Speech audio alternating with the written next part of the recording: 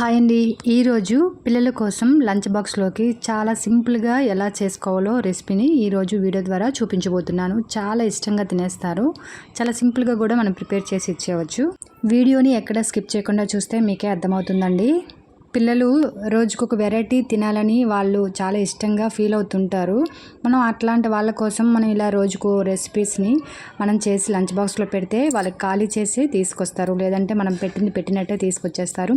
స్పైసీగా కావాలనుకున్న వాళ్ళకి స్పైసీగా, లేదంటే కొద్దిగా స్పైసీ తక్కువగా తిన్న వాళ్ళకి కూడా ఇది చాలా టేస్టీగా ఉంటుంది. ఎలా చేసుకోవాలనేది ఇప్పుడు చూద్దాం. ముందుగా ఇప్పుడు స్టవ్ పై బాండీ పెట్టి అందులో కొద్దిగా ఆయిల్ వేసుకోవాలండి. నేను 2 లంచ్ బాక్స్లకి ఈ రెసిపీ ప్రిపేర్ చేస్తున్నాను కాబట్టి 2 స్పూన్ల ఆయిల్ని వేసుకున్నాను.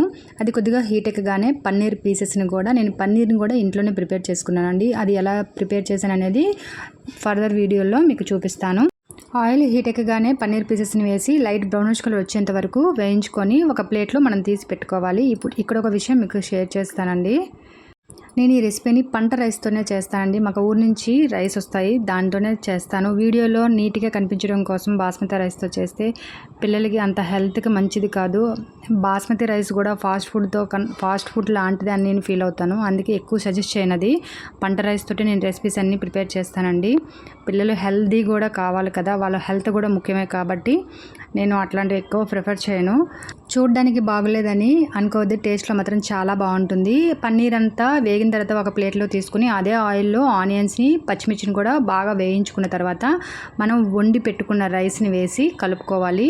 పసుపు, కారము, సాల్ట్, అంతేనండి. చాలా సింపుల్. అదంతా మొత్తం అన్నం అందులో కలిసేటట్టు కలుపుకున్న తర్వాత మనం వేయించి పెట్టుకున్న పన్నీర్ పీస్ని వేసి బాగా కలుపుకోవాలి. అప్పుడు స్టవ్ ఆపేస్తాము అనే 1 సెకండ్ ముందు మాత్రమే మనం కరివేపాకుని కట్ చేసి వేసుకుంటే ఫ్లేవర్ అనేది చాలా బాగుంటుంది. కరివేపాకు కూడా హెల్త్కి చాలా మంచిది కదా. పచ్చిగా వేస్తే చాలా బాగుంటుంది. వేయించింది కన్నా పచ్చిది వేస్తేనే బాగుంటుంది. అంతేనండి, ఈ లంచ్ బాక్స్ చాలా సింపుల్గా ప్రిపేర్ చేసుకోవచ్చు. కొద్దిగా చల్లారిన తర్వాత బాక్స్లో పెట్టేస్తే చాలా చాలా బాగుంటుంది. ఇది రైతాతో తిన్నా కూడా బాగుంటుంది, ఊరికిన తిన్నా కూడా చాలా బాగుంటుంది. నా వీడియో నచ్చినట్లయితే తప్పకుండా సబ్స్క్రైబ్ చేయండి, లైక్ చేయండి, కామెంట్ చేయండి, షేర్ చేయండి. ఈ వీడియో ద్వారా మీకు ఒక విషయం చెప్తాను. పిల్లలు అడిగిందల్లా మనం కొనేసి ఇచ్చే కన్నా మనం వాళ్ళ హెల్త్కి ఏది మంచిది వాళ్ళకి చెప్పి తినిపించడమే మన మదర్గా మన పని అని నేను ఫీల్ అవుతానండి. ఏమంటారు?